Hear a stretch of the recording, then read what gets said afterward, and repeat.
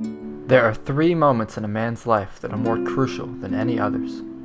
Choosing between Coke and Pepsi, realizing that milk tastes better if you leave it in the fridge after opening it, and starting your first Pokémon Nuzlocke.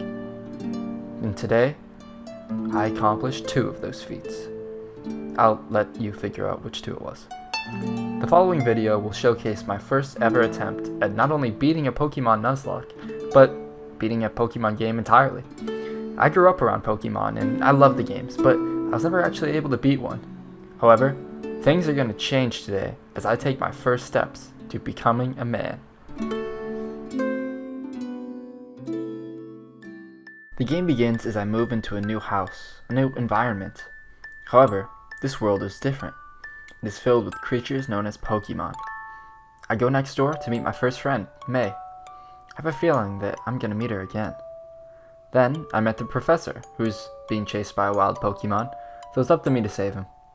I picked my first Pokémon to help me in my journey. I decided to go with Trico, because he's my favorite, and as per Nuzlocke rules, I have to give him a nickname. I decided to go with Sprite, because I was a little thirsty at the time, and also, sprites are small creatures who live in the forest, so I thought it was fitting. I feel like it's time to explain what a Nuzlocke actually is. It's essentially the same as playing the game the normal way, except you can only catch 1 Pokémon in each route, and if your Pokémon faints, it's gone for good. There's also a level cap that doesn't allow me to raise my level higher than the gym leader's highest Pokémon. With that out of the way, let's go back to the run. I fought off May in our first battle, and I had my first encounter of the run as well, a Zigzagoon. If I was playing the game normally, I probably wouldn't use a Pokémon like Zigzagoon, because I always thought he was a little weak, but since I'm forced to use him, I might as well see if he can prove me wrong. I stuck with the same naming scheme as last time, and I added Dr. Pepper to the squad. Next up was a Wingull, which I named Fanta. Little did I know at the time, Fanta might have turned out to be an amazing member of the team that I was creating. After accidentally killing a Wurmple, I knew that this was going to be the team that I had to take in to fight the first gym leader, Roxanne. I took a look at the Pokemon she had. 2 Geodudes and a Nosepass? That's easy, I won't even break a sweat with her. My Sprite is coming along nicely, and I'm sure that he'll be able to take out all of her Pokemon with no problem. As such, I didn't really prepare as well as I could have for this gym. Looking back, I might have done things differently, but here's how it played out.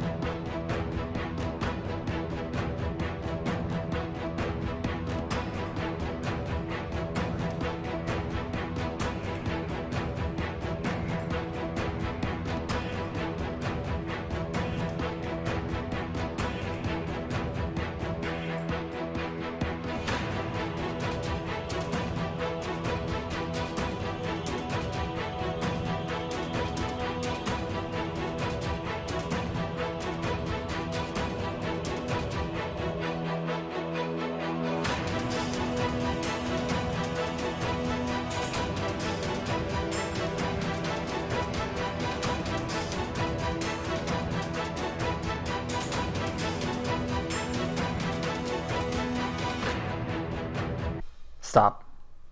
It's time for a plan of action. Although I easily took out the first 2 Pokemon, this Nosepass is a much bigger problem than I originally thought. If the Rock Tomb crits even a single time, Sprite will die. It's time to make some tough decisions. I decided that Sprite is not going to be able to do enough damage in time to kill the Nosepass, so I switch in Starry, my Wurmple that I just caught.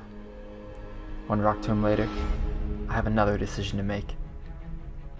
Neither Sprite nor Vodka have enough damage to kill this Nosepass without dying first, so my only choice is to send in Dr. Pepper and pray for a miracle.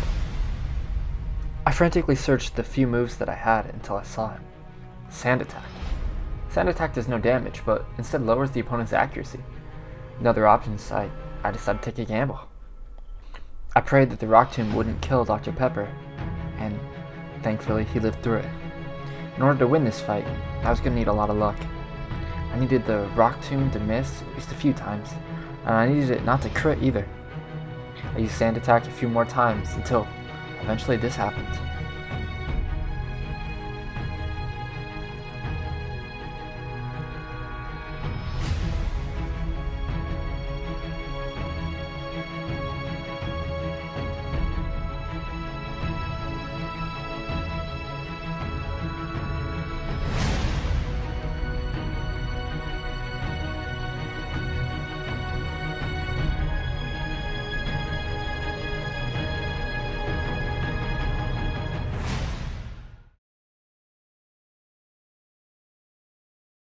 What's this?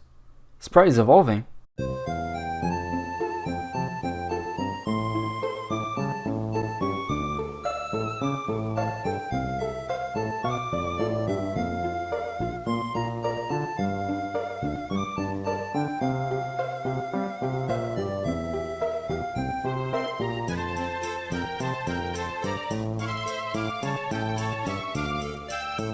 Wait a minute. The next gym's a fighting type?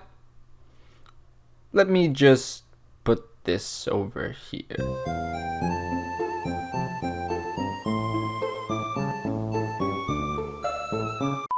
Okay, enough of that. I think you know what time it is. Here's the Pokemon that Brawly, the Dewford Town gym leader, uses. And they're all weak to Fanta's Wing attack. This is gonna be a piece of cake.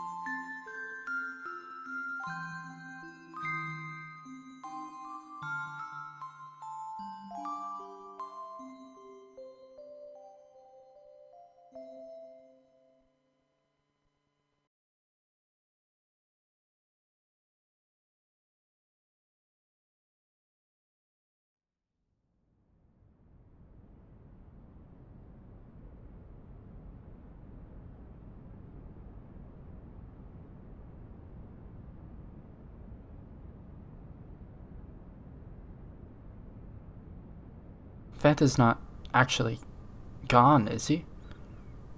I can still bring him back, right? He's still a part of the team, isn't he? I hate this game. I hate this challenge for taking him from me. Why did he have to die? He shouldn't have died. I should have done better. I should have I don't know. But I can't give up now. Not when I've come this far already. I can't let his sacrifice be in vain. I have to keep pushing forward. I have to, for his sake. I finally realized just how difficult this challenge is actually going to be. So, it's time to get to training.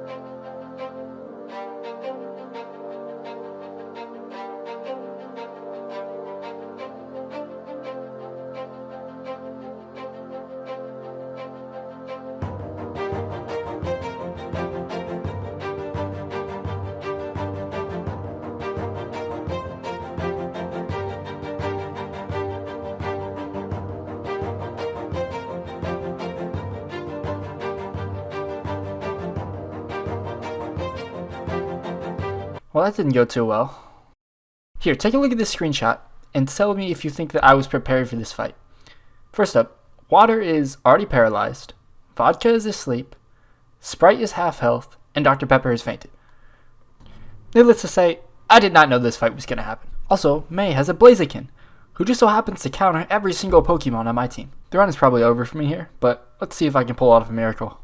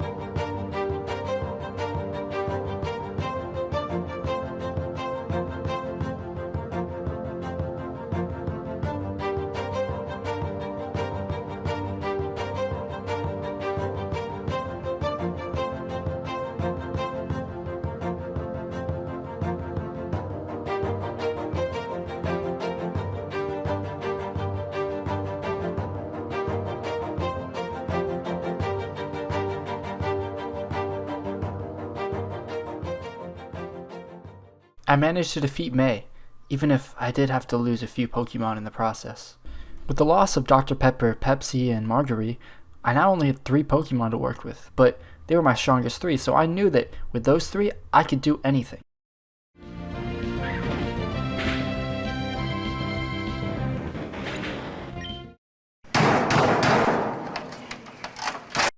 Yeah, I lost Sprite to the first trainer that I fought outside of the gym. Well, it's time to fight the next gym lead.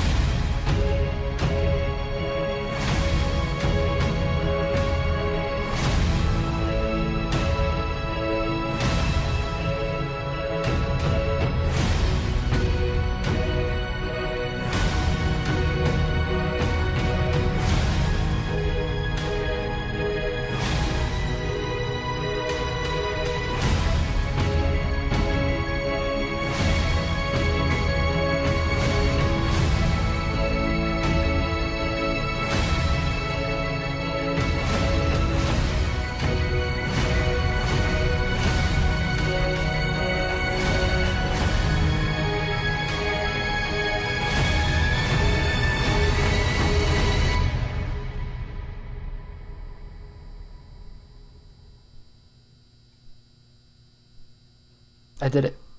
I beat the gym leader. You know, looking back, it's hard to even remember the Pokemon that I started with. I vaguely remember some kind of seagull that I had at the beginning, but other than that, nothing really comes to mind.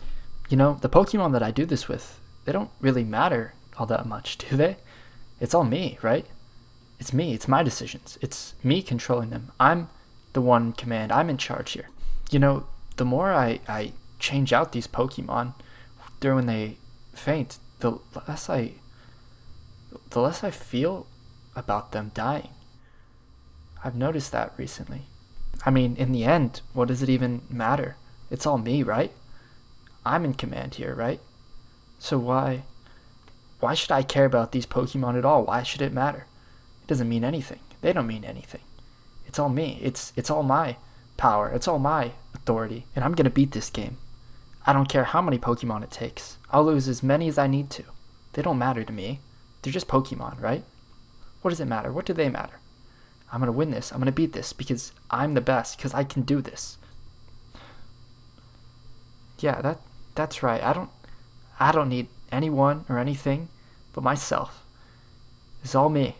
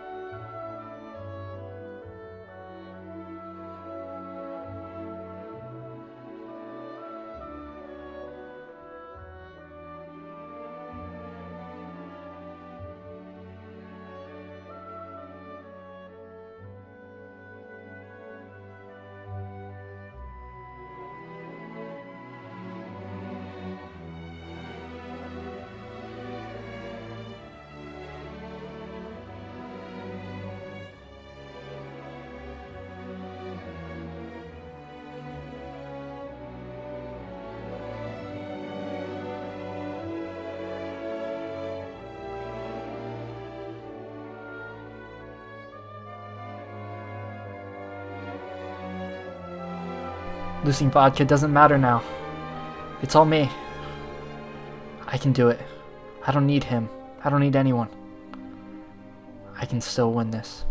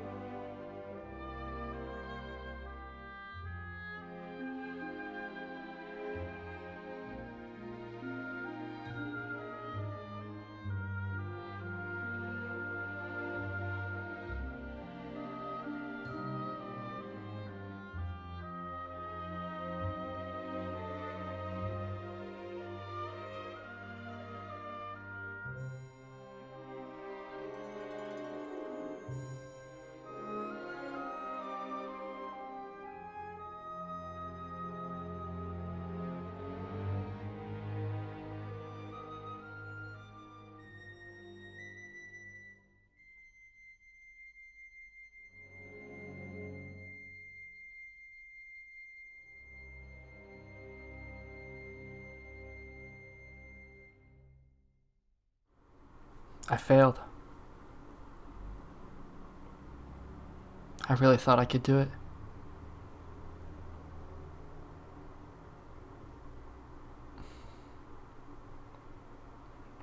I thought that I was enough. I didn't need anyone else. Maybe I was wrong. Maybe if I would have felt about the others the way I felt about Fanta, things might have been different. Maybe. But it's too late now.